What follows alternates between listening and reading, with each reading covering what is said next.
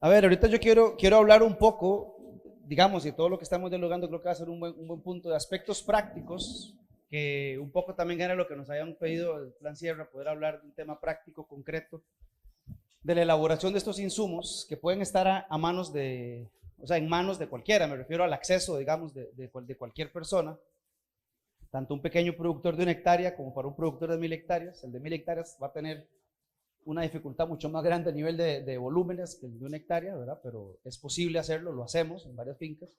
Y voy a hablar de varios aspectos relacionados a eso, porque muchas veces en fincas grandes, en ciertas ocasiones nos enfrentamos a retos prácticos muy concretos con los volúmenes, ¿no? O sea, aplicar 10 toneladas de composta por hectárea en 100 hectáreas no es fácil, ¿no? Es un tema. Entonces, quiero abordarlo desde una perspectiva, y mi visión realmente en esto siempre es, bueno, ha ido evolucionando, pero es ahora fortalecer los aspectos biológicos, ahí, fortalecer los aspectos biológicos fundamentales que hacen posible que el suelo desarrolle fertilidad autónoma, le llamo yo, ¿no? Y se basa en un concepto que fue como yo empecé ahora en la mañana, ¿no? Que yo decía, espérame, aquí voy a hacer un...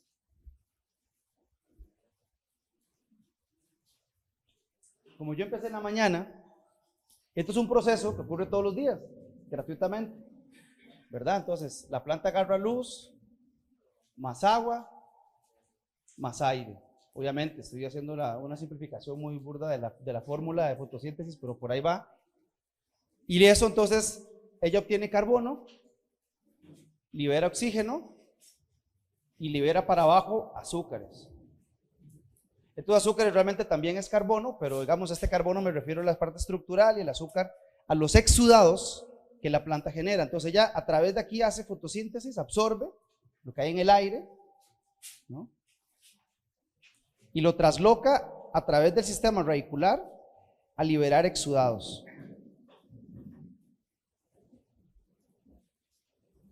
Ese proceso que ocurre ahí, ese proceso de liberación de exudados, es una estrategia que tienen las plantas, que han desarrollado, digamos, en el proceso evolutivo, coevolutivo, junto con los microorganismos del suelo, y es bien interesante, porque la planta libera azúcares. Voy a poner una C de carbono simbolizando los azúcares o los lixiviados, en los exudados, y como no tengo otro color, voy a poner X simbolizando los microorganismos. Específicamente, y en el caso de cultivos frutales perennes nos interesa aún más, los microorganismos arbusculares y micorrízicos, que son microorganismos que tienen una simbiosis directa con las plantas. Muchos la tienen, pero los arbusculares tienen la facultad de ser los que propician el proceso. El compañero viene preparado, papá. Son los que propician un proceso de fertilidad en el suelo. O sea, realmente lo que ocurre es que los nutrientes que están disponibles en la solución del suelo se trasladan a la planta a través de una comunicación con los microorganismos y específicamente con los hongos del suelo. Esto es bien interesante, porque lo que se sabe hoy es que nuestros suelos agrícolas, en la gran generalidad del tema, son suelos dominados por bacterias. Y necesitamos hacer una transición hacia suelos que tengan por lo menos un 50-50 entre hongos y bacterias. Esto es bien interesante porque eso determina mucho cómo funciona el aspecto de fertilidad del suelo. Los hongos del suelo son los grandes descomponedores. Ellos toman la materia orgánica, la convierten en estructura de carbono a través de sus micelios, que son carreteras permanentes que están en el suelo, por donde entonces las bacterias pueden llevar los camiones de nutrientes, por hacer una metáfora así. Entonces, mantener esas colonias de microorganismos activas y vivas debe ser la base de un plan de fertilidad de suelos. Y aquí, si es orgánico o convencional, esto es una cuestión que todo el mundo debería aplicar, porque es gratuito. Todos tenemos acceso a esto, además todos los días está pasando, ahí está ocurriendo en este momento. Solo que hacemos prácticas que deterioran la presencia de esos microorganismos, ¿no? Entonces, ¿qué necesitamos para los microorganismos para sobrevivir? ¿Ellos qué necesitan? Ellos necesitan agua, y necesitan aire, y vamos a decirle comida, ¿no? Sus nutrientes, sus intercambios, que unos de esos vienen aquí, con los azúcares. Entonces, si yo propicio condiciones en el suelo para aportarle a los microorganismos condiciones para que ellos sobrevivan ahí, tengo ahí un ejército gratuito de solubilizadores y fijadores de nutrientes. ¿Qué tanto? ¿Qué tampoco? Bueno, ahí depende de muchas condiciones. Hay un tipo de análisis que es muy interesante, no se me ocurrió poner un ejemplo de ese análisis, pero hay un análisis que se llama PLFA.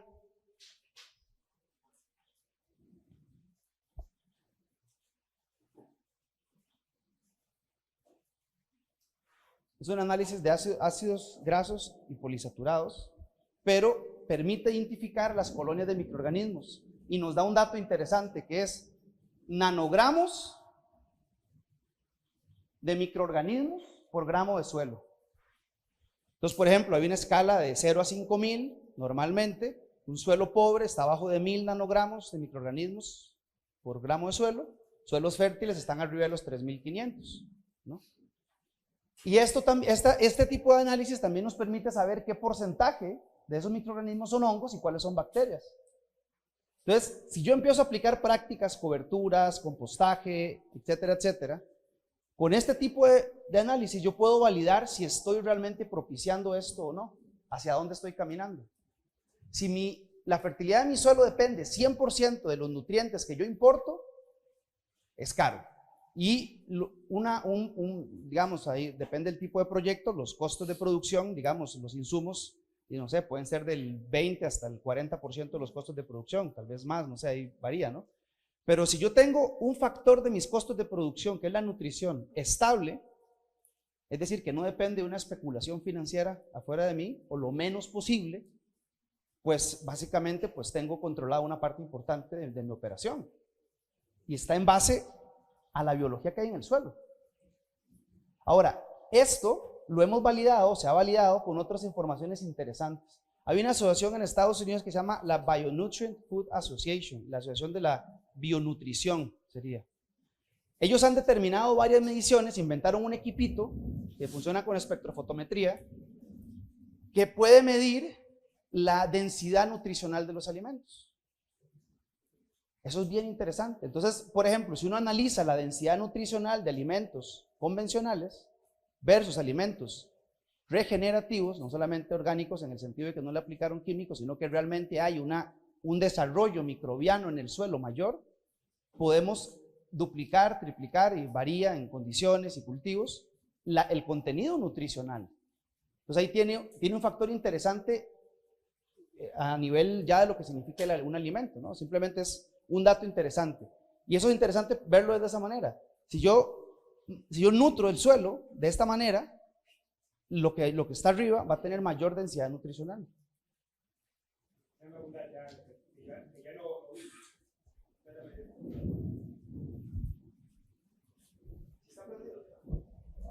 Miren, mi nombre es Juan Almonte, la mayoría me conocen. Yo hace varios años, yo sigo a National Geographic y hay un señor científico nacido en el Bronx, New York, que hizo un programa sobre eso que está hablando, sobre las raíces de las plantas.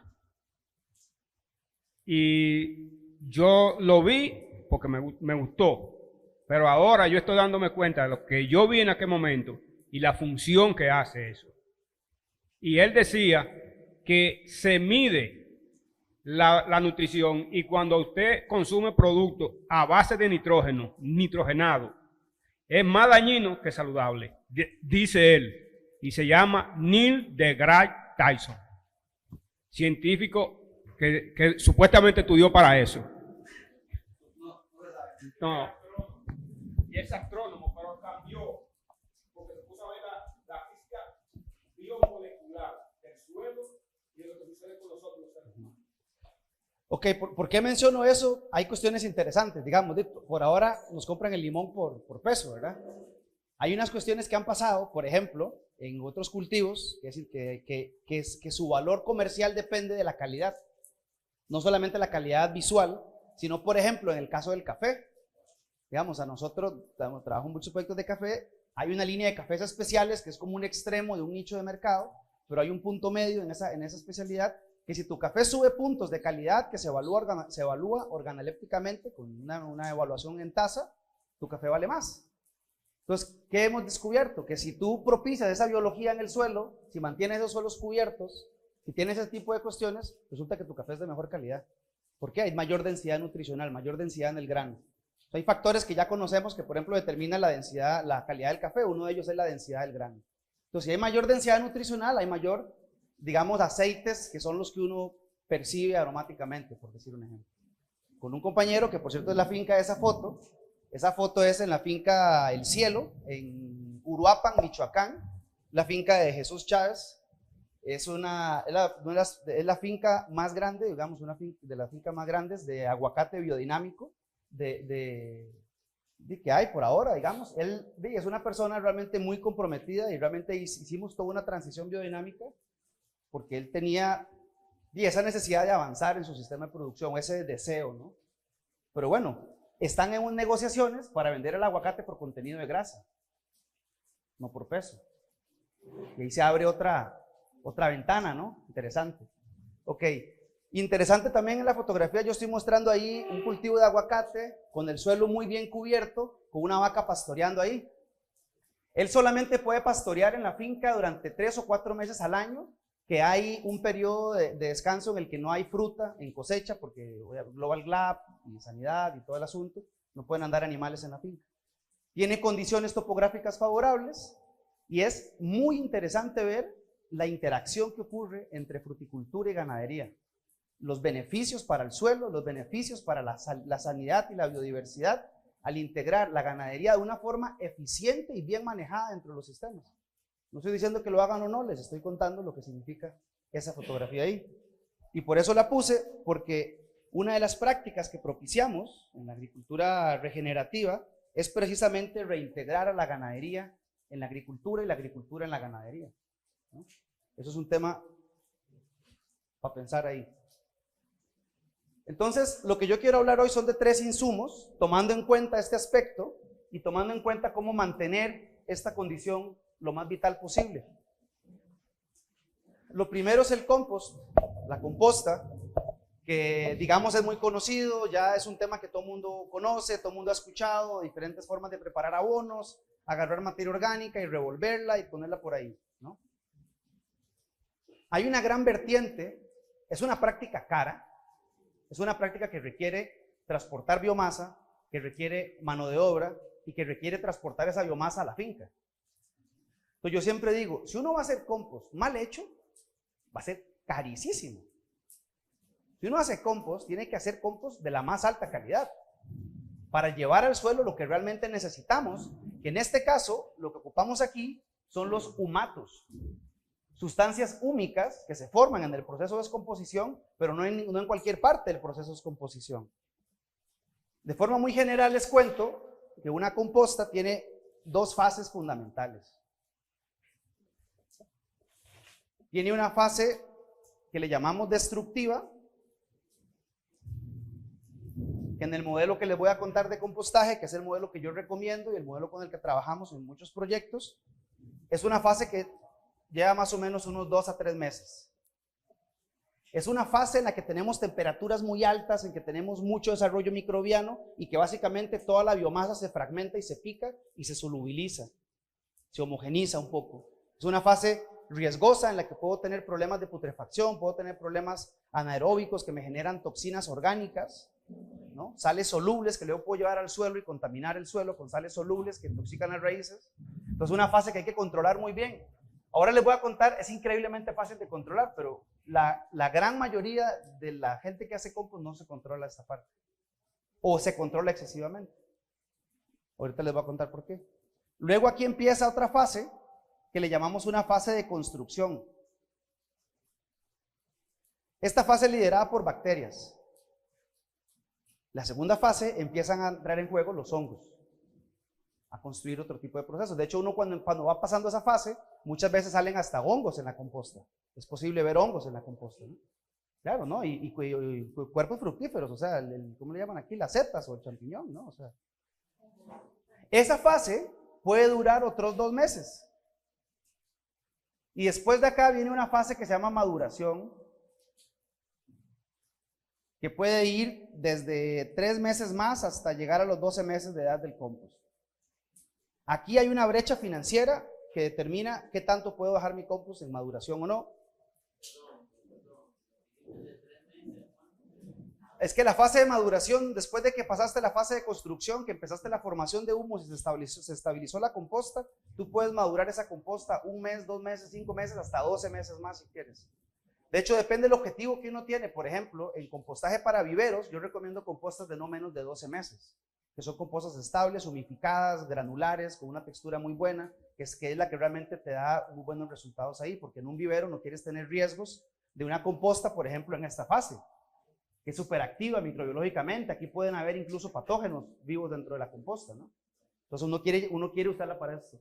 Nosotros también en algunos lugares se utiliza lo que es el té de composta, se hace un extracto del compost. Eso se hace con compostas que estén aquí en esta fase, porque es donde hay la mayor cantidad de humatos, ¿no? Que los humatos son un insumo de un valor altísimo, ¿no? Entonces, esto como simplemente desde una perspectiva es un modelo de compostaje que está enfocado en producir humus, ¿no? Hay muchos modelos que no están enfocados en producir humus. Y cuando yo uso el compost, tengo que tener claro que el objetivo de mi compost es alimentar a esta gente que está aquí abajo.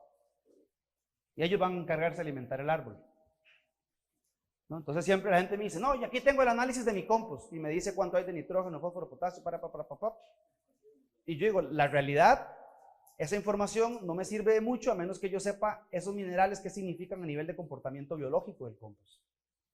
Por ejemplo, el nitrógeno, un compost que sobrepase un 2% de nitrógeno, sabemos que es un compost crudo, es un compost que está todavía en una fase activa, porque hay nitrógeno libre, y normalmente es muy común cuando se usa gallinaza, por ejemplo, cuando se utiliza estiércoles muy fuertes, que se percibe el olor a amoníaco. Una señal que yo siempre digo, y aquí por ejemplo podemos ir a visitar la planta de compostaje que tenemos donde Gabriel, que se puede observar eso. Uno está en la planta de compostaje y no hay olor perceptible, no hay mal olor. Cuando yo llego a una planta de compostaje y huele toda horrible, y cuando hay malos olores por todas las... Iba a decir, pues mejor. Vamos a taparlos de YouTube. Cuando percibo todos esos malos olores en una planta de compostaje, es un indicador que algo está jalando mal ahí, ¿no? Y eso es una cuestión interesante de percibir. Entonces, mi objetivo es alimentar abajo el suelo. Por eso la composta se debe aplicar de una forma distribuida alrededor, no necesariamente solamente del árbol. Incluso hay proyectos que aplicamos de forma general, tapizada en el suelo, ¿no? Eso ahí, de nuevo, hay factores financieros que permiten o no hacer eso. Entonces, ¿cómo se hace un compost que cumpla con esas características, ¿no? Bueno, ¿cuál es el objetivo? Ahí le estaba mencionando. Esa es la composta de mi casa. Nosotros en la casa hacemos una composta al mes de más o menos 3 metros cúbicos. Yo siempre digo que si uno va a hacer composta y hace menos de 3 metros cúbicos, está jugando a hacer composta.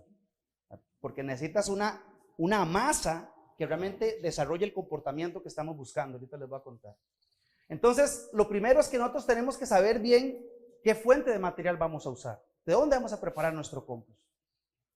Digamos como que uno puede iniciar consiguiendo materiales disponibles en el lugar. Si estuviera pensando aquí, yo pensaría, digamos, en la cascarilla de café o en la pulpa o tal. Pero el objetivo donde tenemos que llegar es que nuestra finca produzca la biomasa para hacer nuestro compost. Y aquí es donde también está interesante el tema de la ganadería dentro de las fincas, porque pongo una fuente de estiércol para mi compost. Hay formas de cómo hacerlo, porque tampoco es una ganadería invasiva, destructiva, es una ganadería regenerativa la que tiene que estar ahí, en el escenario de lo que estamos hablando, ¿no? Entonces, ¿qué mezclo en el compost? Digamos como que hay 5 categorías. No son materiales de regla, son categorías. Ocupo material seco, necesito material fresco, el material verde picado de la finca, molido, material, por ejemplo, la pulpa de café sería un material fresco, la cáscara verde de la macadamia sería un material fresco, material seco sería la cascarilla de café, sería picadura de madera, sería serrín, sería ese tipo de materiales. Necesito estiércol fresco. Eso es importante. A veces la gente llega a hacer compost y tiene un estiércol. No, yo tengo un estiércol que ha estado ahí tirado 2 años. Bueno, pues echémoslo, pero no como estiércol, sino ya como suelo, ¿no? Suelo de preferencia francoarcilloso, porque un objetivo en la formación del humus del compost es que se forme un complejo que se llama el complejo húmico-arcilloso, que es un complejo bioquímico y físico que permite aumentar, que es lo que tiene mayor capacidad de intercambio catiónico. Eso es lo que determina una composta lo más eficiente posible. Para eso, como regla, el compost debe llevar 10% de suelo, para que se favorezca ese proceso. Y finalmente minerales, que puedo utilizar desde harinas de rocas, harinas de cascarillas, harinas de huesos, fuentes minerales de varios tipos, ¿no? ¿Qué porcentajes de cada uno? Bueno, ahí hay una propuesta general, ¿verdad? De cómo puede ser el proceso, pero también depende de lo que hay en mi finca. Suelo, tierra. Tierra, perdón, sí, tierra. Y ahí, bueno, viene un tema de decir qué porcentaje de cada material. Eso es súper variable. Ahí el que les diga que no, es que hay una receta, no, eso es un tema que uno tiene que desarrollar una capacidad de aprender a manejar esos materiales. Hay que hacer recetas, obviamente, para dar constancia en su sistema de producción, pero se basa básicamente en la disponibilidad. Si yo tengo, por ejemplo, proyectos de lecherías, que tenemos plantas de compostaje en lecherías, de que no usamos el 20% de estiércol, usamos el 60%. Entonces ese compost nos plantea un reto bastante fuerte en la parte destructiva, porque es un compost súper activo que tenemos que controlar. Tenemos proyectos en fincas, por ejemplo, tengo una finca de coco en Belice, que ellos venden el agua de coco, entonces cosechan el coco, lo industrializan, embotellan el agua y tenemos la fibra como resultado. Entonces tenemos toneladas y toneladas de fibra de coco, es una maravilla hacer compost con fibra de coco, es un lujo, les digo yo siempre. Y entonces ahí el reto es que tenemos un montón de material fibroso. Entonces, en base a la realidad que yo tengo en el proyecto, yo voy buscando una receta que uno, me permita administrar la biomasa de mi finca y dos, que me produzca una composta de calidad. Ahí hay que tener algo muy claro que me brinqué. Yo hago compost por dos razones. Una, porque tengo una biomasa que tengo que manejar, sería el caso de los beneficios de café. Ellos deberían hacer compost porque tienen esa biomasa y tienen que administrarla, ¿no? Hoy en día en Costa Rica ya por ley, los beneficios de café tienen que hacer eso. Tienen que montar un compostaje o tienen que entregar la pulpa a un proveedor de servicio de compostaje autorizado. No se puede ya ir a tirar así nomás, no se puede. Tienes que depositarlo en un lugar adecuado para eso. Ahora en Costa Rica hay muchas empresas que se dedican al compostaje. Obviamente utilizan productos agroindustriales, ¿no? Sí, entonces digamos dependiendo de lo que yo tenga en mi finca, yo puedo generar la segunda razón para hacer compost es la necesidad de producción, y que sería el caso de la mayoría de ustedes, digamos, ¿no? Entonces ahí me veo en la pregunta de decir, bueno, ¿y de qué hago mi compost? Tengo que producir una biomasa para hacer mi compost.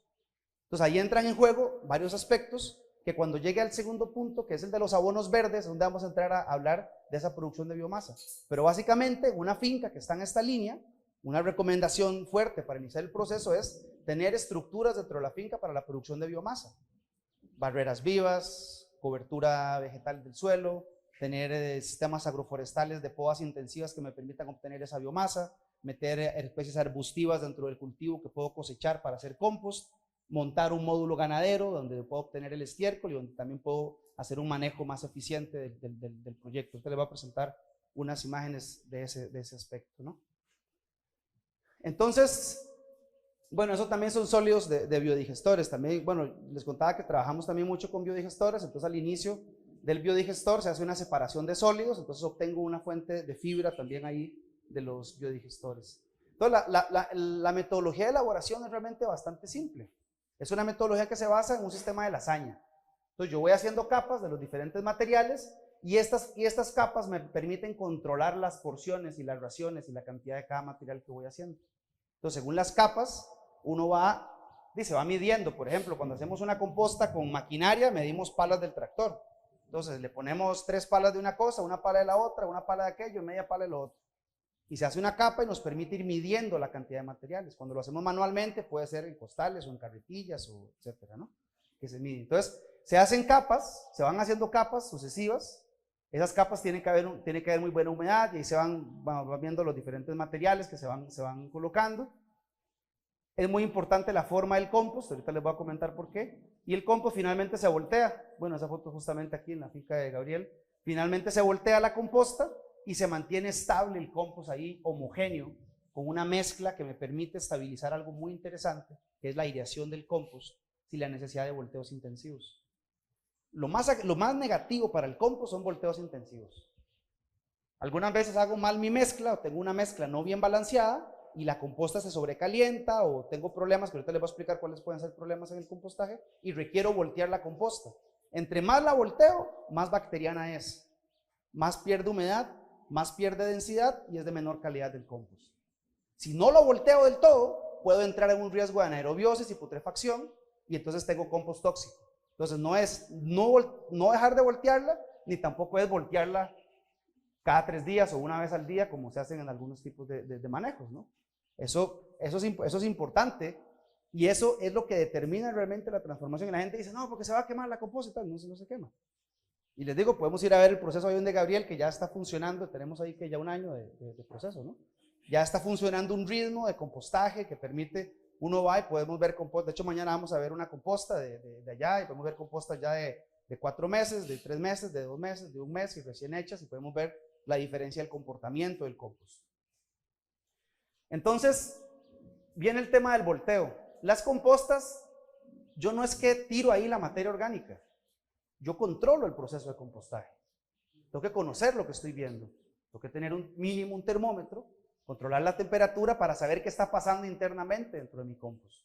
Y lo que se hace son unos perfiles donde nos permite ver, ahorita les voy a explicar, las diferentes capas que pueden ocurrir en el proceso de compostaje, que son negativas. Entonces, la inspección del compost es realmente una cuestión fundamental.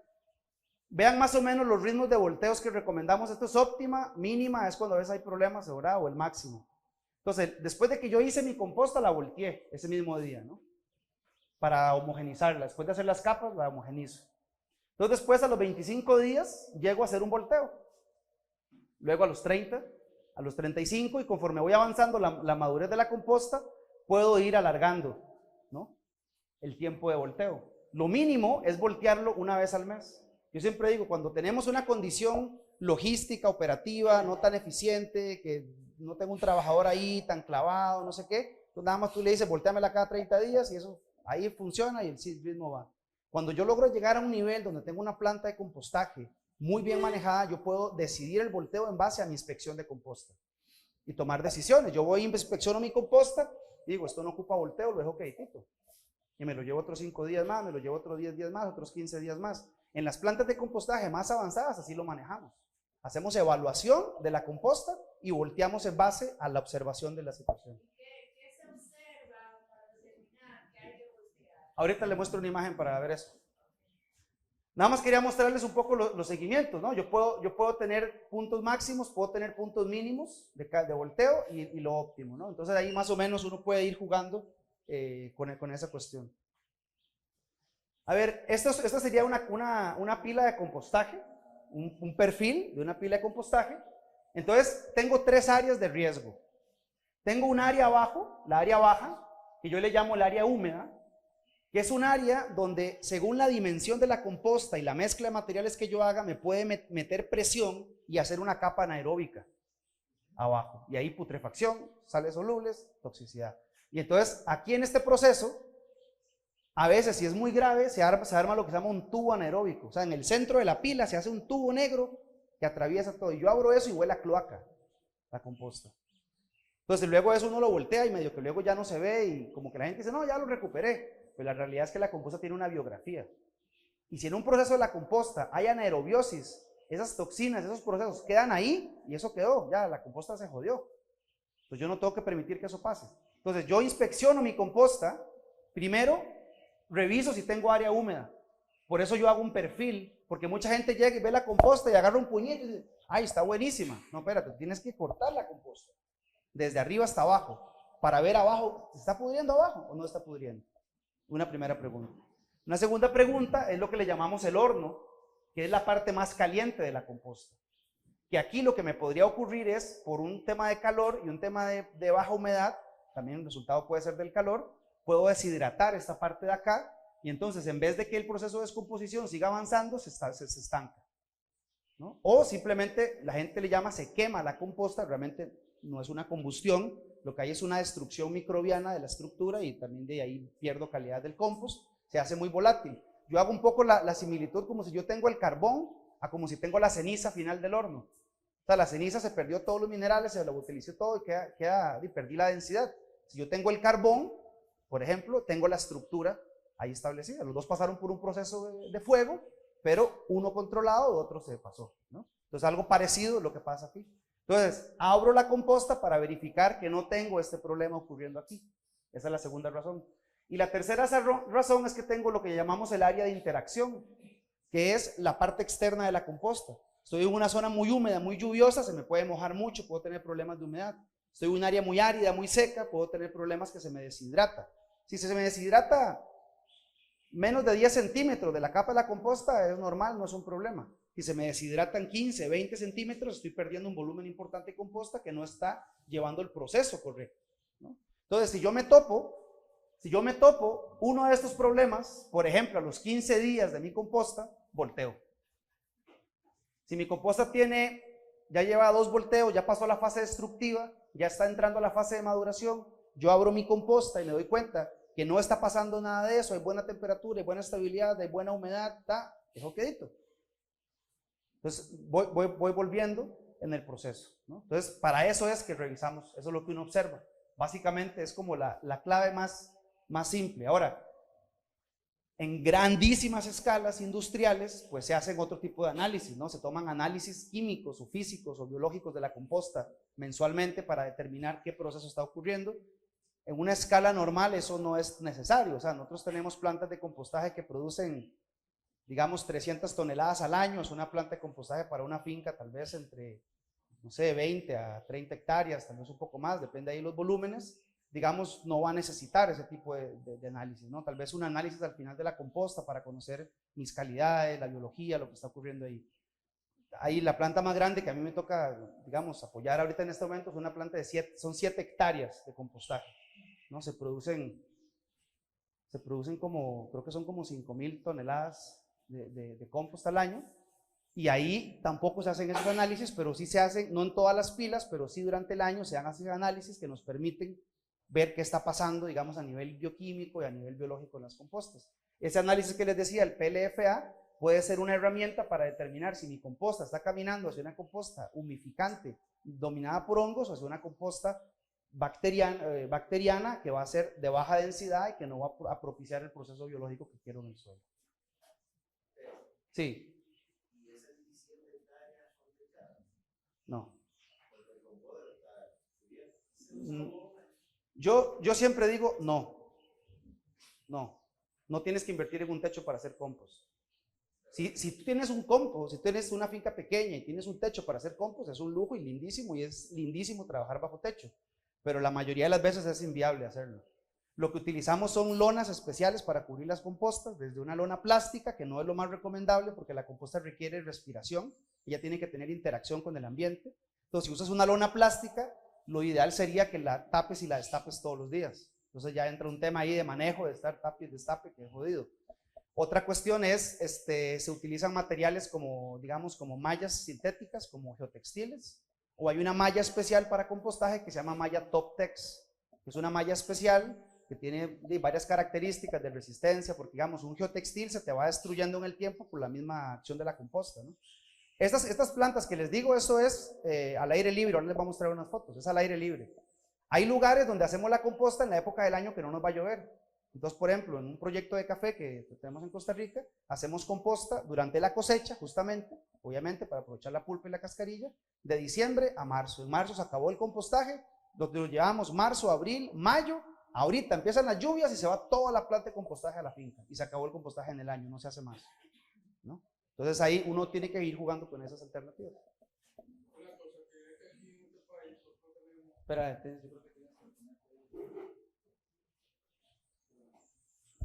Lo que te decía era que aquí en este país tenemos un problema con la lluvia.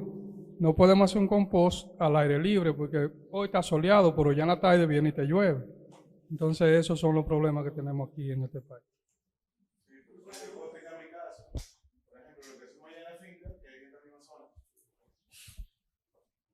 Sí, en el caso nuestro, en acompañamiento con Esteban, lo que hacemos es que lo tapamos, no tenemos lo textil, usamos lona, que no es lo ideal, pero es lo que más fácil encontramos.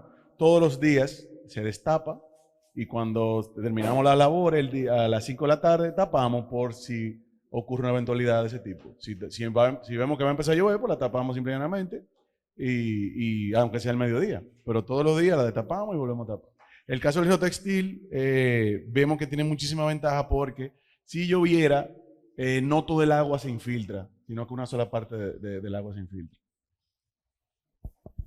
Sí, y también algo importante que no es necesariamente negativo que le llueva a la composta. Si tu composta en el primer y segundo mes, en la fase activa, le cae un aguacero, no hay mayor problema. Si cuando la composta entra en la fase de maduración y te cae un aguacero, ahí sí que tienes lixiviación y tienes problemas. El problema más grande de la lluvia realmente es la inundación. O sea, una planta de compostaje, te tiene un aguacero y se te inunda la planta, ahí sí estás jodido. Entonces hay que trabajar, normalmente lo que hacemos es que se hacen drenajes en las plantas, en sistemas de compostaje, y se ubican en lugares que permiten una muy leve pendiente, que permite evacuar el agua rápidamente, porque la composta chupa el agua. Entonces si se te inunda donde está la composta chupa el agua, y tú revisas tu composta a la semana siguiente y tienes esto. Y ya a voltear compostas. Entonces, yo la recomendación que hago realmente es, no ocupan el techo. Pueden hacerlo al aire libre, perfectamente. Hay que simplemente tener esas precauciones, tener esa lona y listo. Y trabajamos de esa manera. Porque si nos ponemos a decir que ocupamos un techo para hacer composta, ya pusimos una frontera que hace que mucha gente no la pueda hacer. Y la realidad es que técnicamente no es necesario. Con una lona se resuelve perfectamente. Incluso conozco proyectos que sin lonas, simplemente cuando se termina la composta, le hacen una cobertura con una capa de fibra arriba de las compostas. Hay gente que tiene acceso a fibra de forma muy económica, muy versátil. Se cubre la composta con una fibra, pasto, hojas, o sea, hay diferentes formas como la gente lo hace, y la composta de ahí uno acepta que es una composta que se moja. Eso es, así es. Entonces, digamos, uno le da un manejo. Esas compostas a veces requieren un poco más de volteo. Entonces, si tú eliges un camino así, sé que se te va a mojar esa composta, tú sabes que tu calidad va a bajar. Entonces, de ahí simplemente hay que jugar con eso. Yo recomiendo con lonas, con cosas así, se trabaja sin problema.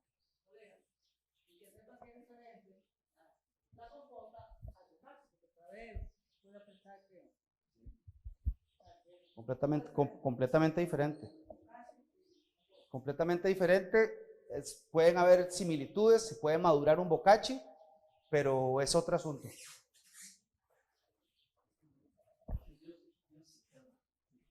Yo entiendo que Demeter exige que se haga compost, pero el compostaje es caro, porque requiere meses para prepararlo. Sin embargo, acá usamos otro método alternativo, no cumpliendo con la demanda de Demeter. Por ejemplo, ponemos a que los animales hagan el abono. Consiste en una vaquería o en una producción de gallinas. Tú pones un material carbonoso que puede ser rastrojo picado, puede ser paja de arroz, lo que tú tengas disponible, fibra. Entonces agrega 1 libra por metro cuadrado de mineral. Luego el animal hace sus necesidades encima de esa capa, pero le aplica microorganismos 1 vez a la semana. Así entre 21 y 30 días tú puedes colectar ese material, ensacarlo y ya lo aplica al campo. Ahí lo que tú has hecho es poner los animales, hacerte el abono. La otra forma es el tipo de abono que hacen en tu país, que hace JJ, que se llama bocachi de uso inmediato. Tú lo haces el mismo día. Si tú quieres, lo puedes aplicar como abono crudo el mismo día, pero si no lo vas a aplicar, lo tienes que empaletar por 8 días, luego tú durará la vida entera. Ahí hacen los microorganismos el trabajo. En la paleta están separados los sacos, 4 sacos por paleta. Yo hago de 3 pisos. Ahora mismo tengo 100 y 200 en preparación, bolsas o costales, como ustedes le llaman. Y así me libro bajo costo, porque la mano de obra, como dijo el colega aquí, es muy difícil y es muy cara. Y yo sé que Demeter exige que se haga compostaje.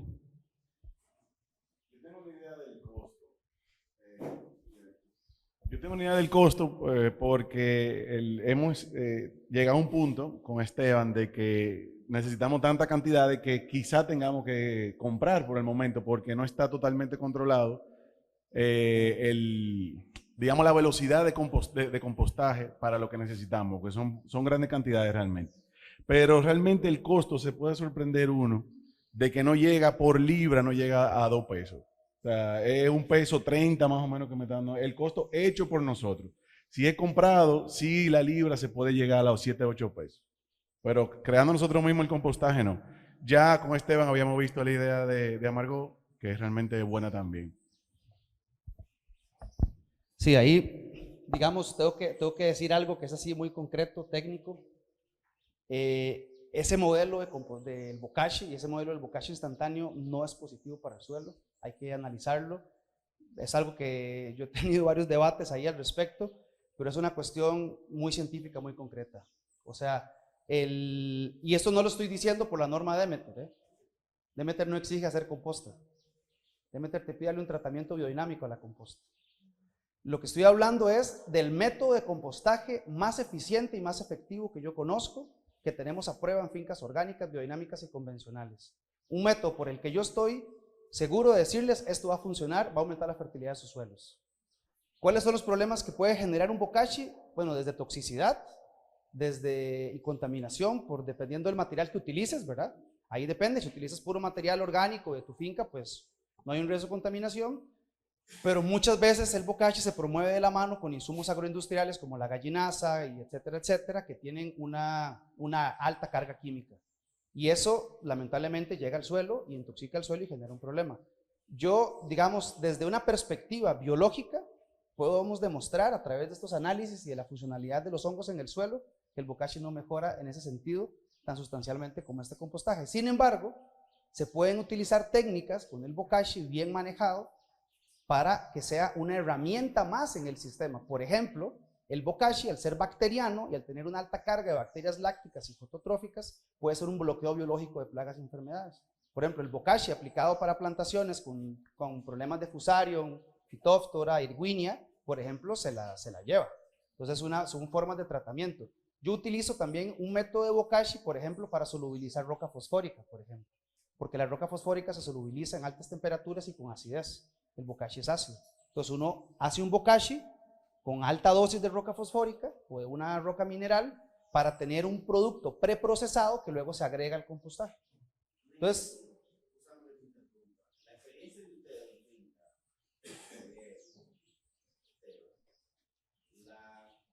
la dosis aplicada de ese compost y la frecuencia. sí, la dosis. La cantidad aplicada y la frecuencia de que aplican ese compost que ustedes están preparando. Bueno, no, el ideal es tú, Esteban, para recomendar, para responder esa. Él quiere saber la dosis que recomendada anualmente. Sí, mira, ahí entramos en un tema que también tiene un factor financiero, ¿no? O sea, ¿cuánto te cuesta llevar la composta? Yo te puedo decir, sí, tírale 12 toneladas por hectárea, pero puede ser que eso no sea rentable, ¿verdad? O que no sea posible producirlo. Entonces, sí, lo mínimo, lo que yo veo ideal, digamos, en cultivos, estamos hablando de limón, en concreto con el limón, digamos, para plantas en desarrollo deberían dar por lo menos de 1 kilo a 2 kilos por hectárea, por planta, ¿no? Sería que 2 libras a 4 libras. Por ahí, digamos, ¿no? Ahora, no tengo suficiente, ¿qué hago?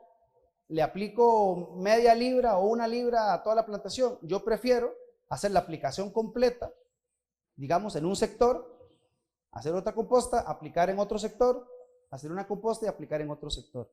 Pero precisamente por eso es que en el modelo que nosotros promovemos, integramos el compostaje con los abonos verdes y con biofertilizantes, porque muchas veces por un tema logístico, operativo o financiero no puedes llevar esos volúmenes de composta al suelo, ¿no?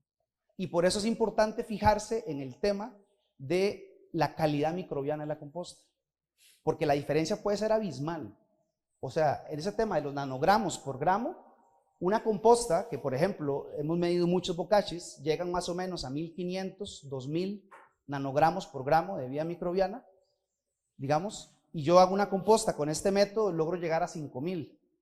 La diferencia no es el doble de efectividad, la diferencia es exponencial. Hay otra forma de fabricar un modelo de compostaje humificado que es el Beam Compost. No era la idea de introducirlo hoy, pero digamos, llega a 15,000 nanogramos por gramo. Y eso logra que vos apliques cantidades de 15 kilos por hectárea, y hay investigaciones súper serias que se están haciendo, colegas míos directamente están haciendo, en plantaciones de caña comercial e industrial, que en un año logran sustituir la fertilización química completa por este insumo más abonos verdes. Y se logra la misma productividad. Entonces, sí vale la pena tomar en cuenta ese factor. Nada, te quería decir que lo mismo riesgo de utilizar un ingrediente contaminante lo tiene el compost. Exactamente, el compost que nosotros fabricamos lleva carbón, el bocachi lleva carbón, lleva minerales, estiércol de vaca que no usen esteroides, pero nos aseguramos de que el estiércol que usemos no esté contaminado. Claro, nosotros no tenemos tanto laboratorio tan bueno como tienen ustedes, pero tratamos de hacer la cosa de manera que les resulte rápido y económico y eficiente al productor. Solamente en la mezcla. Hacemos por capa los ingredientes, una capa de estiércol, capa de carbón. 4 veces lo movemos. Pero tú lo haces el mismo día. Nosotros a veces lo hacemos con máquina, con una ligadora de concreto. Pero manualmente, para favorecer la mano de obra local, lo hacemos a mano, con pala. Entonces se le va aplicando microorganismos líquidos y sólidos. Tengo siempre un tanque de microorganismos sólidos y varios tanques de microorganismos líquidos. Los voy mezclando los microorganismos con la melaza y lo voy aplicando hasta darle prueba de puño. Luego lo ensaco en el costal y lo empaleto. Pues como no se va a aplicar el mismo día, se deja que en ese empaletado los microorganismos hagan el trabajo. Ya a los 8 días lo puede usar en el campo. Claro, tienes razón. En ambos métodos tienen el riesgo de poder usar un ingrediente que esté contaminado. Pero ojo, la harina de roca y los microorganismos son descontaminantes. Sí, eso ahí hay que verlo pragmáticamente. O sea, por ejemplo, si uno tiene un riesgo de contaminación, haces un análisis, no te la juegas. Eso es así. Y la realidad es que a veces hay contaminaciones bien bravas. Vale, compañero.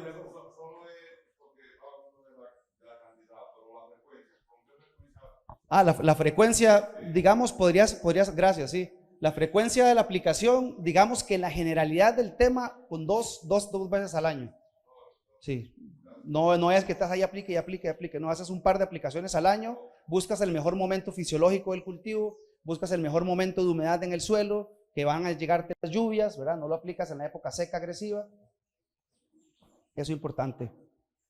Sí, ahí con el tema del bokashi yo debo levantar la mano y decir, bueno, sí, ha sido lo conozco muy bien el bokashi, además hemos usado bokashi por mucho tiempo.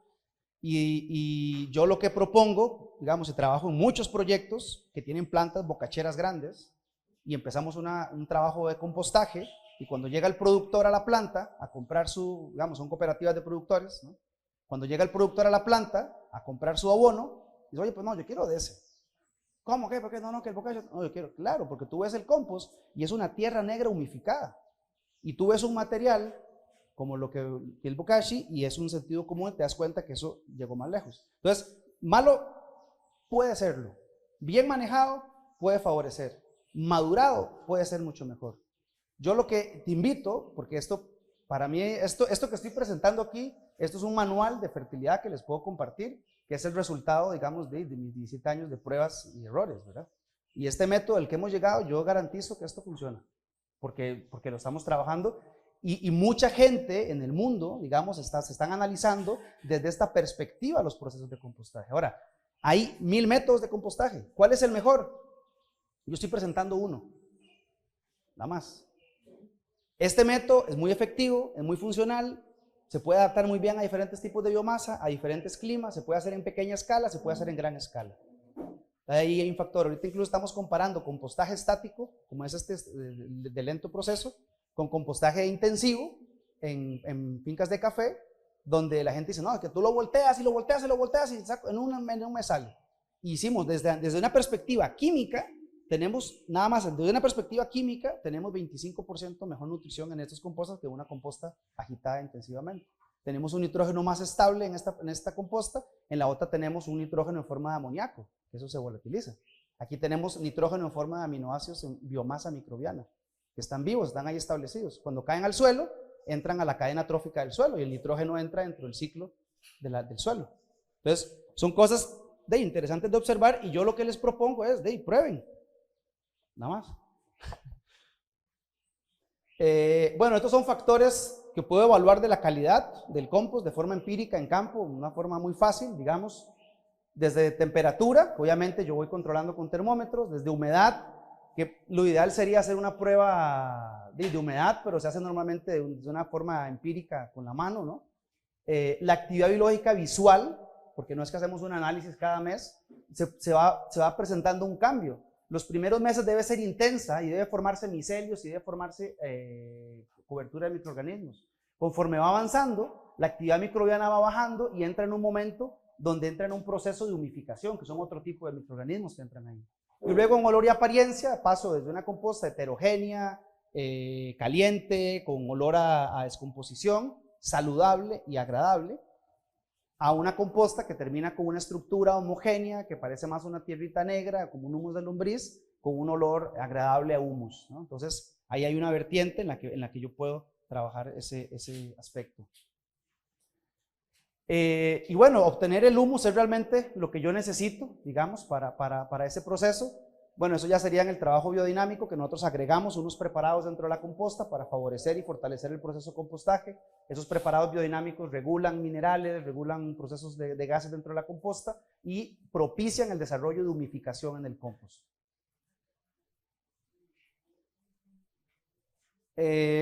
Vamos a ver. Entrando muy brevemente en el tema de abonos verdes, ahorita les quiero mostrar unas imágenes de compost. Eso es una finca de café, biodinámico también en Veracruz, en México. Esa es una finca que ahí en esa época, esa foto debe haber sido hace unos 3 o 4 años. Y es una plantación de café recién sembrada, debe tener ahí varios meses. Y por ejemplo eso, en un productor cafetalero ahorita lo ve y dice, pues sí, tiene la finca hecha en charral, ¿verdad? Claro que sí. Y es lindísimo, miren qué belleza. Entonces ahí en esa finca específicamente tenemos un modelo tecnificado. Entonces cuando la finca llega a ese proceso, entra un motocultor a chapear la finca, ¿no? ¿Conocen el motocultor, no? Que es un tractorcito de 2 ruedas. Entonces los abonos verdes pueden ser desde plantas herbáceas pequeñas, anuales, digamos, que están disponibles en la localidad. Y yo pongo la foto del banano, bueno, esta es mi esposa y mi hija. Yo pongo la foto del banano siempre porque es una planta maravillosa para este trabajo, ¿no? Tiene sus implicaciones, sus logísticas, hay lugares que permiten, que no permiten por diferentes características integrarla, pero les recomiendo que lo evalúen, la utilización del banano como una producción de biomasa.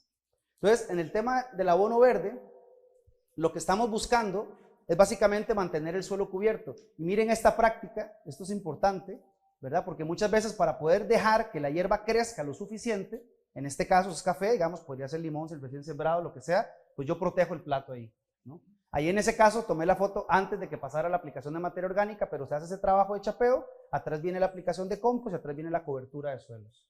Y aquí, esto es también entre café, ahí no se ve muy bien el café porque tiene una semana de sembrado, y esto es una cama de crotalaria sembrada en el surco del café, ¿no? Entonces, ¿qué es lo que hace esto? Es este proceso. El abono verde está produciendo fotosíntesis y nos está metiendo azúcares en el suelo. Cuando llega el momento de floración, es el momento en que la planta empieza a tomar toda esa nutrición que creó junto a los microorganismos y la empieza a traslocar, a subirla, para producir su grano, su fruto. Antes de que haga eso, machete. Eso es bien importante para aumentar los beneficios de los cultivos de cobertura o de abonos verdes, que es que en el momento de floración se corta. Y por eso está esta imagen, ¿no? En un momento de floración, en el momento en que empieza la floración y según la cantidad de área que tienes, debes decidir entre un 40 a un 50% del área en floración. O sea, si yo siembro crotalaria, no necesariamente me va a florear todo de un solo tiro. Entonces yo ya empiezo a florear y si yo me espero hasta que todo haya floreado, cuando voy cortando la primera ya tengo semilla. Entonces hay que tener esa precaución, porque también hay algunas plantas que se pueden salir de control a veces si uno no le cae en el momento, ¿eh? A veces dependiendo de la zona, la variedad de... Sí, tienen que ser plantas adaptadas a la zona que crezcan fácilmente y abundantemente. La crotalaria en altura le cuesta, hay una especie que sí se desarrolla, digamos, aceptablemente entre los 900 a los 1300, que es la crotalaria juncea.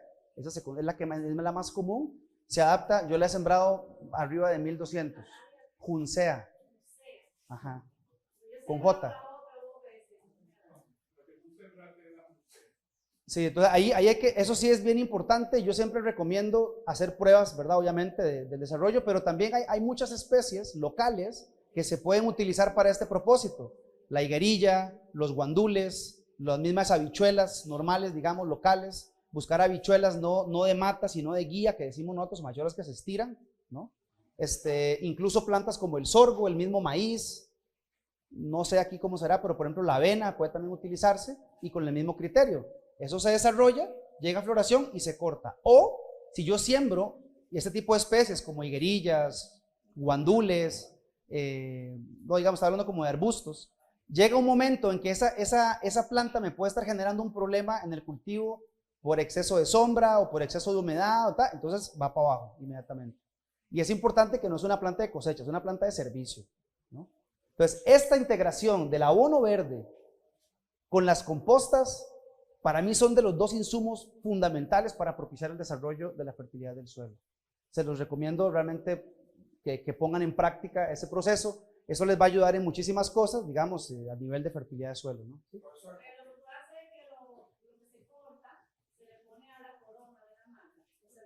Sí, sí se puede. Yo recomiendo que lo dejen, que, como dicen ustedes aquí, que lo dejen marear un poco ahí y se podría cubrir, o sea, evitar el material fresco encima de la mata. Podrías ahí generar un problema por calor, ¿verdad? Que se fermenta, suelta ahí algunos ácidos. Entonces es bueno dejarlo en el medio. Si hay temas de plaga, puede haber, es mejor dejarlo en el medio. Porque tú lo que quieres es que la planta te meta azúcares en el suelo. Y cuando la planta está cosechando, ella extrae todo eso por arriba. Entonces te llevó la vaina. Ahora, tú puedes sembrar 10 surcos y dejas un surco para cosechar para ti, ¿verdad? O sea, digo, el concepto del abono verde es integrar la biomasa en el punto fisiológico de mayor concentración de nutrientes, que es en el momento de inicio de la floración. Ahí es donde da el mayor aporte.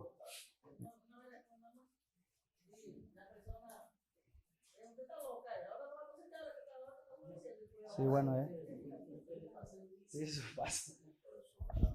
Miren una cosa, una forma de subir el pH es utilizando abono verde con microorganismos, porque es más fácil subir el pH que bajarlo, y el abono verde te hace ese trabajo. Otra cosa, esa planta te ponen el aire en el suelo, por lo tanto estamos haciendo un beneficio para el calentamiento global, porque tú estás poniendo carbono del aire, esa planta te lo va a poner al suelo y está enfriando el planeta con eso. Cuando en la tierra de cultivo del mundo pongamos el 1% del carbono en las tierras agrícolas, el CO2 atmosférico regresaría a la era preindustrial a 200 ppm y no casi 500 como tenemos ahora. Lo estamos calentando. Y estas prácticas, como decía el director, son en bien del medio ambiente.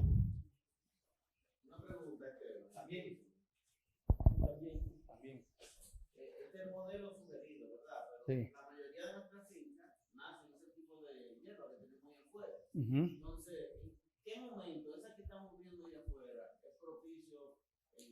Igual en la floración. O sea, tú puedes utilizar la vegetación espontánea con un criterio de abono verde. O sea, tú dejas que la vegetación crezca hasta un punto y integras. Pero muchas veces tenemos, por ejemplo, no sé, digamos, cuál es la situación de ustedes, pero si algunos de ustedes tienen, digamos, hierbas agresivas, todavía están en el tema de herbicidas, por ejemplo, esas hierbas espontáneas van a ser hierbas muy agresivas, difíciles de controlar. Y más bien establecer un abono verde sembrado te controla ese proceso. Entonces, como aumenta la fertilidad, que hace un cambio biológico en el suelo, empiezan a salir otro tipo de hierbas. Entonces, digamos, es una cuestión que se puede ir jugando por lotes. Yo en varias fincas, digamos, hay lotes que hay una finca muy buena, con muy buena cobertura, entonces la manejamos con la cobertura silvestre. Y otra finca donde tenemos ahí un pasto que nos está rompiendo la cabeza y le metemos mucuna y aplacamos, ¿no? Ahorita, digamos, en cultivos, trabajamos con cultivos de piña, de jengibre, por ejemplo, y un eje fundamental del control de malezas o del control también incluso de plagas de suelo, específicamente bacterias, en esos cultivos ha sido la incorporación de abono verde previo a la siembra del cultivo. Preparamos el terreno, se siembra el abono verde, se deja crecer, se corta, se hace un segundo ciclo de abono verde, se deja la capa de materia orgánica encima, se deja de secar, descomponer un poco y se siembra, se establece el cultivo encima de eso. Entonces, digamos, ahí lo que tienes es que tienes una capa de materia orgánica que te está ayudando a disminuir la agresividad de algunas hierbas, ¿no? ¿Ah? Sí, si logramos hacer cultivos anuales de la menor labranza posible, también vamos a favorecer la fertilidad del suelo. Uno de los temas que nos dañan mucho la fertilidad del suelo es el volteo de la tierra constantemente, que un cultivo perenne debería ya estar fuera del juego, ¿eh? ¿Quién quería preguntar algo, perdón? No, me lo soñé. Está bueno. Entonces, pues esa es la recomendación. ¿Cómo, cuándo, qué especies? Pues va a variar en cada finca, ¿no? Y ahí, por ejemplo, promuevo una interacción entre el clúster para hacer eso. Por ejemplo, Félix, el presidente del clúster, tiene una práctica, puedo pedir que nos mande las fotos, él hizo unas coberturas con crotalaria bastante buenas. Yo quería hacerte una pregunta con base al compost. A una planta de 20 años, ¿se le puede poner la misma cantidad que a una planta de 3 años? Desde una perspectiva simple, pues no, tienes que subirle la cantidad, ¿verdad? Va para arriba. Ahora, ¿la propuesta cuál es? En esta época, o sea, en esta etapa, cuando la planta está pequeña, ser muy intensivo en biomasa, en cobertura y abonos verdes, para aumentar la fertilidad del suelo cuando la planta va llegando a ese momento.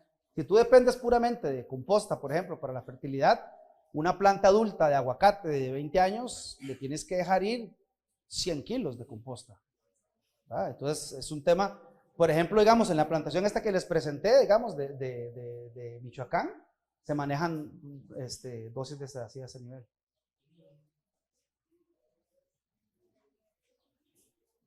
¿Algo más? Seguimos. Bueno, puedo tener diferentes tipos de abonos verdes. El tema de las semillas es un tema ahí, es una cuestión, ¿verdad? Porque para sembrar abonos verdes necesito las semillas y eso pues es un tema ahí, realmente ocupamos colaboración tal vez del Ministerio de Agricultura que nos ayude para poder, digamos, buscar formas de producir esas semillas. Por ejemplo, hay empresas, en México hay empresas, esos son de una bondad en los proyectos que tenemos en México. Hay una empresa que se llama Leguminutre. Ellos exportan a muchas partes de América Latina semillas y se consigue con ellos toneladas. O sea, uno puede comprar un contenedor de mucuna, digamos, ¿no? Sí, ellos venden la crotalaria. Pues de nuevo, ajá. Maní forrajero. Sí. Claro, el maní forrajero es una alternativa. Te tiene un tema el maní forrajero que no te produce tanta biomasa, pero es positivo para cobertura de suelos, definitivamente. Ahí va más en la línea de mantener el suelo cubierto, que el modelo de abono verde es integrar ciclos agresivos de biomasa, ¿no? Entonces tú puedes tener, por ejemplo, en unas fincas de café lo que hacemos es que tenemos un surco de cultivo de biomasa y un surco con una cobertura rastrera donde entramos a hacer las labores agrícolas. Entonces ahí entramos, ahí aplicamos la composta, ahí se entra a hacer los trabajos y el otro se deja que se haga el charral, el otro surco, se corta, se incorpora. Entonces hay un surco que se está manteniendo como alimento de biomasa permanente y un surco que se mantiene una cobertura para poder darle servicio a la plantación. Entonces ahí utilizamos mucho el vetiver, más que todo se utiliza realmente para contención de heladeras, para reducción de erosión, digamos como barreras vivas, pero es una fuente de biomasa buenísima, ¿verdad? Ahí el caso del vetiver sería que tú cortas y la biomasa directamente la aportas como cobertura muerta al suelo, que es súper positivo. ¿Sí?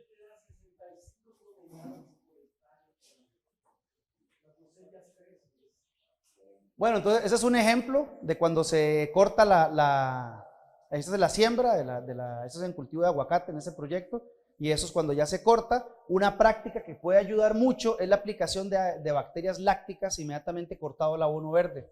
Eso se logra con un se logra con un biofertilizante, se logra incluso hasta sí, no, por eso, con un láctico, le digo yo que es un con una dosis mayor de suero crudo, ¿no? Que se reproducen bacterias lácticas. Se pueden reproducir bacterias lácticas directamente desde la leche, con melaza, similar al ¿no? Microorganismos de montaña es, digamos, una reproducción de la cobertura vegetal del suelo que se hace en una base de proteína como semolina o afrecho, con melaza. se fermenta durante 22 días y tienes un cóctel de microorganismos locales, ¿no? Anaeróbico, correcto. Sí, el MM es una solución muy buena. Ok, entonces quería mostrarle nada más quiero mostrarles un concepto, que es el concepto del montaje de una planta de fertilidad dentro de una finca para producción intensiva de insumos. Este es el modelo que hacemos desde nuestra empresa. Esta es mi empresa de biodigestores, Biogás. Si alguien también está interesado en instalar biodigestores y producir energía en su finca, te podemos ayudar. Empieza aquí, digamos, con un sistema que aquí sería, por ejemplo, que haya aquí arriba un módulo ganadero o que haya una fuente de biomasa, digamos, que se alimenta el biodigestor. Se separan sólidos que se mezclan para instalar el sistema de compostaje a un lado. Lo que es el líquido del estiércol, sería en este caso, ingresa al biodigestor. Adentro del biodigestor ocurre una fermentación anaeróbica metanogénica. En amarillo producimos metano, biogás, que se convierte en energía. Ese metano lo filtramos, lo estabilizamos y lo podemos utilizar dentro de la casa para cocinas, calentar agua, para iluminación, o lo podemos meter con una turbina dentro de microgeneradores eléctricos para ordeñar, para picar pasto, para utilizar motores de 4 tiempos de una forma muy simple en las fincas. Por ejemplo, hay varias fincas que hacemos este sistema y hay la picadora con la que se hace el compost funciona a biogás, ¿no? Entonces la energía es misma ahí de la finca, ¿no? Ok, eso es lo segundo, el verde, viene el biol, entra a unos tanques de clarificación, tanques de maduración y va para la finca, ¿no? Entonces, que, por ejemplo, aquí con Gabriel vamos a instalar un biodigestor, es un equipo de 25 metros cúbicos que lo alimentan un hato de vacas que va a estar durmiendo, una cama seca, digamos, con fibra, donde se saca para el compost, se saca un poco de estiércol, y es un equipo que con vaciar una carretilla, obviamente con la cantidad de agua proporcional, en este caso serían 300 kilos de estiércol, le ponemos 500 de agua, y cosechamos del otro lado todos los días 800 litros de biol.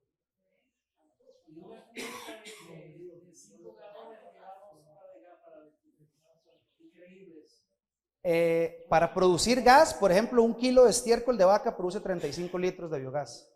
Una estufa consume más o menos unos 400 litros por hora. Entonces, digamos, con 10 kilos de estiércol cocinas 1 hora. Digamos, nosotros en mi casa funciona completamente a biogás. Todo el desecho orgánico de la casa, los desechos de la comida que uno pica, eso va a un biodigestor, de ahí viene el biogás y eso va en la estufa y viene el calentador de agua y todo el desecho de las aguas negras y grises van a un biodigestor y el gas viene también a la línea de gas para cocinar.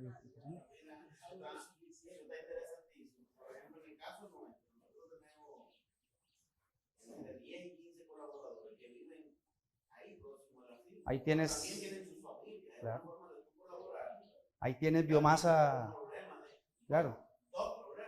Sí, ahí viene algo importante. Bueno, la razón por la que estoy presentando esto es por el potencial que tiene esto para de una forma simple y barata producir bioles.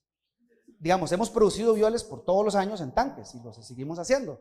Pero si tú tienes que aplicar bioles en una finca, por ejemplo, en Gabriel vamos a ir a aplicar en 100 y pico hectáreas bioles, tenemos que tener un cuarto de estos y un chavalo todos los días mezclando tanques y mezcle tanques y mezcle tanques. Con esto una persona en 20 minutos produjo 800 litros de biol. Sí, esa es la frontera, es que tienes que tener un módulo de producción de biomasa. Pero, por ejemplo, una propuesta puede ser instalar biodigestores en beneficios de café, en una alianza con productores de café locales, les contaminamos el agua a la gente, el biogás se va para el beneficio de café, se lo metemos al horno, al secador, lo que sea, y el biofertilizante se distribuye entre las fincas. Los volúmenes son exorbitantes. O sea, un beneficio de café, digamos, una fanega de café, a ver cómo es el dato, se me fue el dato de producción de aguas mieles por kilo. Pero, digamos, si uno le pregunta los beneficios de café, ¿cuánta agua se bota de aguas mieles diario? Son tanquetas. Sí, son tanquetas de tanquetas. Entonces, sí, tiene razón, la frontera para este modelo es un módulo ganadero en la finca. La razón por la que lo estoy proponiendo es porque yo propongo que las fincas sean sistemas diversificados. Y no necesitas tener 50 vacas. O sea, digamos, uno puede tener un hato pequeño de 4 o 5 borregos o chivos o cerdos o vacas o lo que sea, y con eso uno produce una cantidad buena de bioles, ¿no?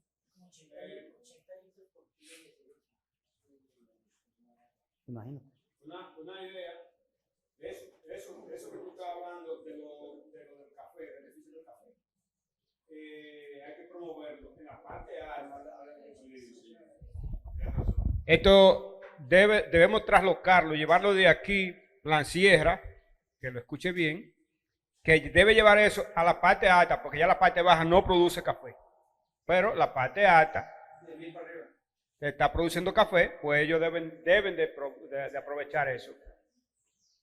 Debe de aprovechar eso y llevarlo allá y que ellos lo usen. En una ocasión, Caroma Agroindustrial tenía biodigestores. No sé si estarán funcionando.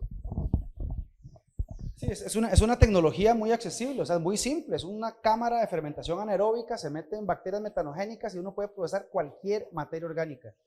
Con efectos para objetivos de un biofertilizante, yo utilizo materia orgánica de calidad, ¿verdad? Por ejemplo, si no voy a conectar, digamos, las aguas negras y las aguas grises de un hábitat de habitacionales para producir biol para la finca, ¿no? Ahí el biodigestor cumple una función de descontaminación. Nosotros lo tenemos esto bien medido, porque, bueno, se conoce en la industria. El biodigestor puede reducir el 70% de la carga orgánica, ¿no?, de las aguas. Entonces, después de nada más un sistema de infiltración, las aguas pueden infiltrarse sin ningún problema, ¿no? No, sale líquido, es un líquido. Es un líquido, es un biol denso, líquido, que sale permanente, sale todos los días. Es un sistema lineal. Entonces yo le tiro 10 litros de agua y me salen 10 litros de biol.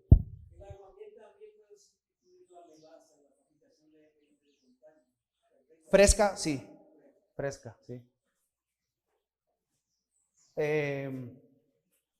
Bueno, esos son los biogestores de mi casa. Mira, eso fue casualidad, no tenía pensado poner esa foto, pero ahí está. Ese es el biogestor donde se alimentan aquí los desechos de la cocina. Este es el biogestor que produce el biogás de la cocina y este es el que maneja todas las aguas residuales del sistema. Y haga un sistema de canalización de drenaje. Ese drenaje mantiene verde todo el año. Los instalamos a veces en hoteles para mantener áreas verdes alrededor de los hoteles verdes todo el año, para hacer sistemas de riego subterráneo. Y eso, por ejemplo, es una de las fuentes de biomasa permanentes de nuestra finca para el compost. No es un tubo perforado, es una biojardinera. Es un sistema, es un tanque enterrado, impermeable, con filtros de piedra, que tiene diferentes tamaños, y la última capa es una capa de tierra, donde hay plantas que tienen tolerancia a vivir en ambientes húmedos, y ellos permanentemente están extrayendo micronutrientes de ahí. Entonces eso vos cada mes vas y cortás ahí costales de biomasa. Sí, se puede usar vetiver, platanillas, ¿ven? Son musáceas y platanillas de esos tipos así, ¿verdad? Silvestres, cosas. Sí. La certificación nos exige a nosotros tener un baño a cada 500 metros de distancia. Ajá. En el caso nosotros tenemos unos 5 o 6 baños en la finca. Ajá. No se pueden utilizar esos baños para producir ese. Claro, la mejor manera de tener un baño en vez de construir un tanque séptico es poner un biodigestor.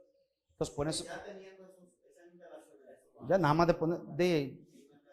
Te invito, no sé, en una semana tenemos uno justamente en el baño de la oficina, ahí va a haber uno puesto. Pero eso no te serviría para biol para tu finca. Bueno, yo no lo recomendaría. Sería una herramienta de descontaminación para no estar contaminando mantos, ¿verdad? Exactamente. Y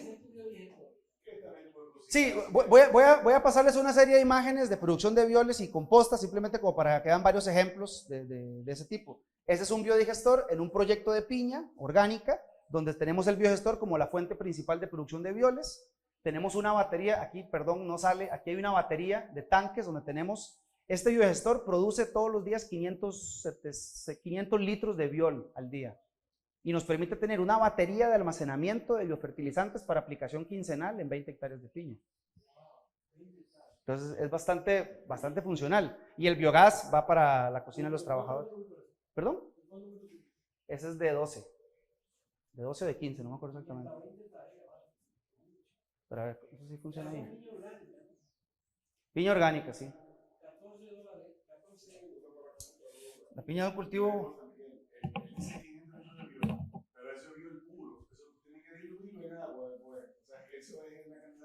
Sí, digamos, por ejemplo, en aplicación en limón, uno podría usar un 30% al drench. Entonces multiplica por 3, tienes 1500 litros de aplicación al día. Entonces vas a aplicar, yo diría, unos 200 o 300 litros por hectárea. Entonces tienes 1500, tienes 5 hectáreas al día para aplicación en limón. Eso no te lo gastas. El sistema tiene una tubería interna por abajo, que nada más abres una llave y cada 4 meses saca los lodos van para el compost. ¿Sí?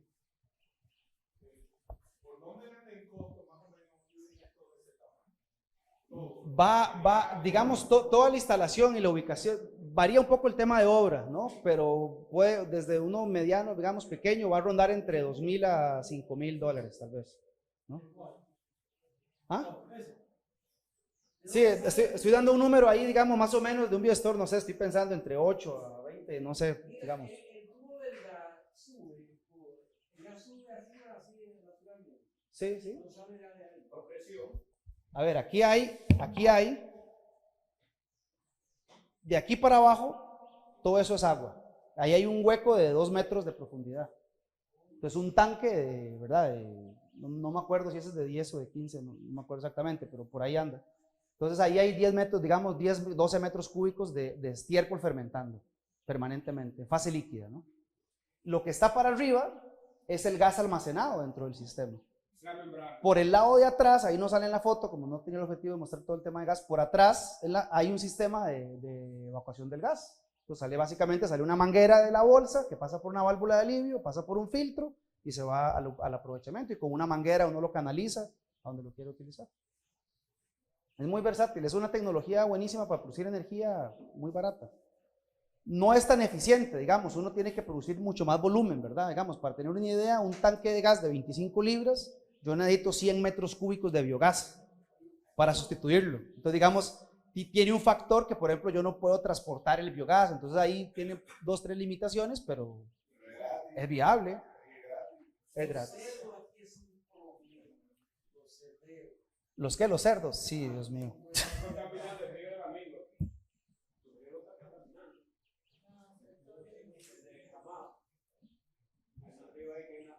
Ah.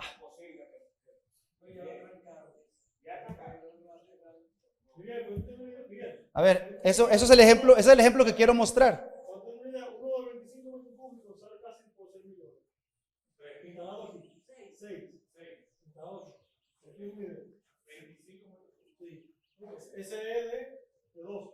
Ese es la foto, por ejemplo, este es de 80.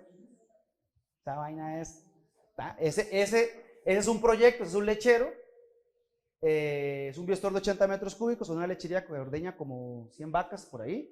Y es interesante porque este productor lo que quería era bajar el costo concentrado. Entonces instalamos el biodigestor y con el biodigestor tenemos una finca como, bueno, yo la veo, tiene una finca como de 20 hectáreas que se dedica a la producción de sorgo y maíz para ensilaje para sustituir el concentrado. Y se fertiliza todo con el compost y el del biodigestor. Entonces hay un círculo interesante y el biogás se utiliza para ordeñar y picar pasto. Entonces el ejemplo, digamos, por ejemplo, eso es el almacenamiento de una semana de biomasa que produce el biodigestor. Porque por aquí viene el estiércol entero, pasa por el separador de sólidos, va al líquido y el sólido se aprovecha para el compost, ¿no? Ese es un ejemplo ya, sí, para el compost, va para el compost. Este ya es un ejemplo, digamos, a pequeña escala. Esta es mi finca, esta es mi esposa, la que está subida ahí encima de la composta. Ella es la que se encarga de manejar la finca y de ahí hace su composta una vez al mes. Una composta, ahí ven más o menos las dimensiones. Ella pues está ahí, digamos, durante el día va llegando varias veces. Una persona en 4 horas, después de ya en un entrenamiento y tener los materiales disponibles, elabora la composta y luego le toma más o menos 45 minutos el volteo una vez al mes. Entonces es muy factible, materiales 100% de la finca, ¿no? Ese es el ejemplo también, digamos, por ejemplo, ya de material terminado de una composta, de resultado de un biodigestor que ya está listo para salir a campo, una muy buena producción de biomasa. Eso es aquí, en la zona de Atillo Palma, una finca ahí de banano, en la que estamos haciendo una capacitación de compostaje, composta igual manual, a pequeña escala, ¿no? Eso es en México, en Oaxaca. Esa es una composta que se está haciendo en un proyecto, bueno, esa es una manual, una primera que hicimos, tenemos ya una planta de compostaje un poco más grande, que está destinado, estamos procesando lodos de acuacultura. Entonces estamos aprovechando lodos que se producen en una tecnología de acuacultura que se llama Biofloc, que permite no liberar el agua para producción de camarones. Los camarones normalmente ellos sacan agua del mar, producen un tiempo y liberan el agua de vuelta. El Biofloc permite no tener que hacerle recirculación de agua de mar, entonces la contaminación se reduce muy significativamente. Y ese lodo que se produce lo estamos produciendo en composta y estamos produciendo biogás con el lodo para calentar las pilas también del sistema. Entonces, interesante el criterio. Lo que quiero mostrar son ejemplos de cómo esto realmente puede generar un modelo circular muy diferente, ¿no? Esa es una planta de compostaje, un proyecto de café. Ahí hay más o menos 600 toneladas de composta. En ese proyecto hacemos composta una vez al año. Es un proyecto convencional de café, que estamos buscando soluciones para el tema de fertilidad, obviamente para el manejo de la pulpa. Y simplemente, bueno, hacemos una composta muy diversa. Hay otras fotos de ese proyecto, ahorita se las muestro. Y entonces el ejemplo del aire libre, ¿no? Y ahí sin lona, sin plástico, sin nada. Así, totalmente así, ¿no? Entonces, por ejemplo, estos son procesos de elaboración de compostaje un poco más industrial. Esto estamos aprovechando líquidos de estiércol de una finca lechera vecina. Y aquí está la mezcla de composta fresca antes del volteo, ¿no? Son ejemplos, digamos, de almacenamiento de materiales, también para mostrar el ejemplo de ahí, está al aire libre, ¿verdad? O sea, no es una cuestión de echado ni nada. Vean el terreno, es un terreno plano, está en una loma, tiene aquí atrás un drenaje que evita la inundación, ¿no? Importante. Entonces ahí tenemos diferentes tipos de materiales, tenemos harinas de rocas, tenemos estiércoles, tenemos fibra de caña, caña india o caña de Brasil, que hay una planta de exportación de caña de Brasil ahí cerca de la finca, que ellos, digamos, arman, no sé si han visto que arman como una cañita que la ponen como en un vasito chiquitito, entonces le cortan una pedacería a la caña y producen todos los días 20 toneladas de desecho. Picado, listo, nada más meta al camión, jale y vámonos. Y esto es pulpa de café, que está ahí para pasar el proceso. Es el mismo. Entonces, digamos, lo que quería mostrar ahí es el ejemplo. Bueno, este no es el mejor equipo para hacer composta mecanizada. Esto no es lo más eficiente, son muy tontones y gastan mucho diésel y tienen que dar grandes vueltas y todo. Lo mejor es utilizar una pala mecánica, por ejemplo, como tipo Bobcat. Ese tipo de equipos que son más pequeños, más versátiles, ¿no? Pero vean aquí, digamos, estas son capas. Entonces él viene desde allá, viene haciendo una mezcla de capas. Entonces él tiene una premezcla que ya tiene una indicación. Me traes 2 palas de aquella, una pala de acá, 2 palas de eso, una pala de acá, una pala. Ok, esto es un lote. Ok, ahora vienes por el otro lote. Entonces vean, esas montañitas que se ven como montañita ahí, es porque son los diferentes lotes que él va haciendo y cada lote está cubicado. Entonces yo nada más cuento, tac, tac, tac, tac, tac. Aquí, cada uno de esos son 7 metros cúbicos. Entonces yo hice 10, ahí tengo 70 metros cúbicos de composta. Pues por ejemplo, así es como, son técnicas como para ir midiendo y evaluando el volumen. Ahí estamos haciendo la composta y ahí estamos volteando, vamos a ver, ahí está. Ese es el volteador. Esa es una máquina que jala el tractor, eso como una U se baja y eso entra y eso va revolcando. Creo que ahí está, es el ejemplo. Entonces aquí está el material como está y ahí es como ya va quedando listo, ¿no? Ahora, ¿cuándo vale la pena tener eso? Cuando produces de 500 toneladas para arriba. Sí, es que digamos, si tienes una máquina ahí, una máquina de esas vale $8,000, $10,000, más el tractor.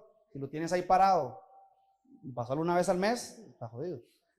Para hacer 2, sí, se tiene que todos los días estar breteando, ¿no? Entonces, breteando es trabajar. ¿Ah? Bueno, a gran escala es así. Ahora, hay un problema si tú necesitas 200, 300 toneladas, porque no es rentable para ti comprar una máquina y es caro hacerlo a mano de obra. Ahí estás en un punto en el que se ríe, por ahí estamos con Gabriel. Pero es así, pero también hay maquinarias de estas que están haciendo, hay tecnología interesante. Ahora hay unas máquinas de estas autopropulsadas que no ocupas el tractor. Es una máquina más chiquita y tiene su propio motor, entonces tú puedes voltear la composta autopropulsada, ¿no? Yo sí, creo que esas valen como, pero igual, unos $4,000, tampoco está. El sargazo, hay gente que lo está utilizando, pero tiene mucho peligro de contaminación. El sargazo tiene un tema ahí delicado de manejar.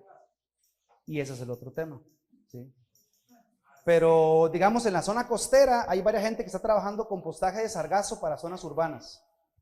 Entonces, digamos, se recolecta por un tema de limpieza de playas, por un tema ambiental, se recoge el sargazo y se mezcla con otros materiales en una composta que se usa, digamos, en jardines, así, cosas así. Y alguno que otro productor convencional la comprará también, digamos, pero en nuestros proyectos directamente no utilizamos. Tampoco es un material, no tengo ningún proyecto que el material esté ahí hacia la mano, ¿va? Entonces, no sé. Pero bueno, quería compartirles pues estas diferentes imágenes de ideas de cómo podemos realmente solucionar el tema de producción de insumos en diferentes escalas, con diferentes contextos. Cada finca lo tiene que hacer diferente, cada finca tiene que buscar sus soluciones, cada finca tiene que buscar sus mejores materiales. Siempre es importante que evaluemos cuánto compost necesito también en base de cómo están mis suelos, de cuál es la calidad de mis suelos. Y una recomendación muy fuerte que les quiero hacer es que se enfoquen en propiciar esa colonia de microorganismos allá abajo. Esto es lo más rentable. Necesitamos composta, hay que aplicar aunque sea pequeñas cantidades, especialmente a los arranques, especialmente cuando estoy en transiciones, regenerando suelos. Pero esta técnica es la que puede ser más eficiente para aumentar la fertilidad del suelo, por la cantidad de biomasa que yo puedo incorporar, ¿no?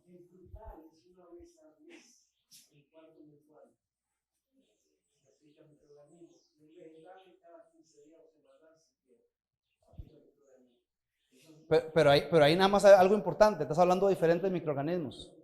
Los microorganismos del MM no hacen eso.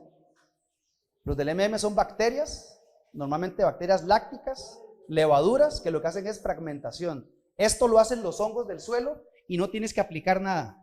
Mantén el suelo cubierto, ellos se desarrollan. Haz abonos verdes, ellos se desarrollan. Lo mejor se logra cuando manejas el abono verde. La explicación que hice, dejar la floración y cortas. Ahí es donde estás alimentando con más contenido de microorganismos al suelo.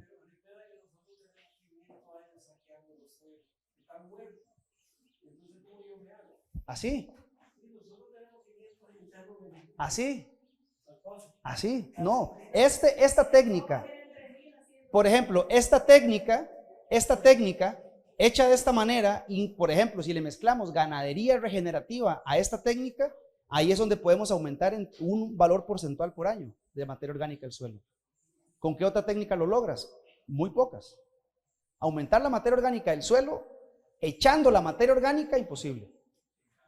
Tengamos claro que ni el compost, ni el bokashi, ni aplicando cascarilla, ni nada de eso, yo voy a subir el porcentaje de materia orgánica de mi suelo en datos significativos a nivel matemático. Yo voy a aumentar tal vez la capa de humus del suelo, voy a aumentar la actividad microbiana en el suelo, voy a aumentar la humificación en la capa superficial, que es muy importante, pero para aumentar la materia orgánica del suelo, esta es la forma, abonos verdes. Par de años de hacer esto intensivamente. Yo recomiendo también hacer esta técnica intensivo y agresivamente antes de sembrar. Tú sabes que vas a sembrar voy a decir cualquier cosa, sabes que vas a sembrar en agosto tu limón, ya tienes tu vivero, toda la cuestión. Entonces tú en marzo empiezas esto. Marzo, abril, mayo, cortas. Mayo, junio, julio, cortas. Y luego metes tu limón. Hay un factor. Muchas veces la gente me dice, no, pero qué carísimo. Y le digo yo, a ver, carísimo. ¿Cuántos problemas nutricionales de plagas y enfermedades nos echamos en los primeros 2 años de los frutales? Si nosotros hacemos esta práctica y reducimos, digamos, a la mitad de esos problemas, nosotros lo hemos practicado en café. Y es otra historia. Ahora, eso está medido. O sea, tú simplemente hazlo una vez, hazlo 2 veces y haz un análisis de suelos, el más común. Eso sí, que te digan el porcentaje de materia orgánica del suelo y te vas a dar cuenta de lo que está pasando. Esta es la técnica para hacer eso. Cuando llegue al 5%, tu pH se pone en 6,5 y ahí la planta va a absorber todo lo que... No estoy tan seguro totalmente yo con el pH ahí, por eso ahora dije, ahora hemos observado unas cosas que yo casi que me atrevería a decir que ya con un modelo de este tipo, el pH pasa a una segunda nivel de relevancia, porque lo que hay una actividad microbiológica. Porque la lógica de que el fertilizante se solubiliza con el pH es una lógica química, bioquímica, pero la realidad de la fertilidad es biológica. Entonces, si tenemos microorganismos adaptados a esas condiciones, y bueno, si tengo un suelo de 3, pues bueno, hay una condición diferente, pero un suelo entre 4, 5 y 5 y pico, ¿ah? Yo no lo digo, digamos, como decir un hecho, sino como que les comparto una pregunta con la que ando ahora. Yo creo que eso es así. Y lo estamos viendo. Tenemos muchas fincas que no estamos encalando, que tenemos suelos 5, 4 y medio, y estamos teniendo resultados productivos que no hay o sea, que tú no dices que tienes un problema de pH. Porque cuando ves un problema de pH, ves amarillamientos y ves falta de nutrición y deficiencias, ¿no? Nosotros tenemos un manejo con este tipo de cosas y no estamos observando ese comportamiento en el cultivo, eso es un indicador muy directo, ¿no? Ahora, repito, no sé si es un hecho, es una observación que les comparto, para que también ustedes observen, ¿verdad? Pues bueno, por ahí era que quería compartir. Ya estamos en el momento, justo acá ver el reloj, ya nos pasamos 10 minutos. Pues entonces nos vemos mañana. La idea de mañana es poder compartir la elaboración de una composta, la elaboración de un biofertilizante simple también, para que se puedan llevar. Entonces, tráiganse boticas para volar palo. Pura vida.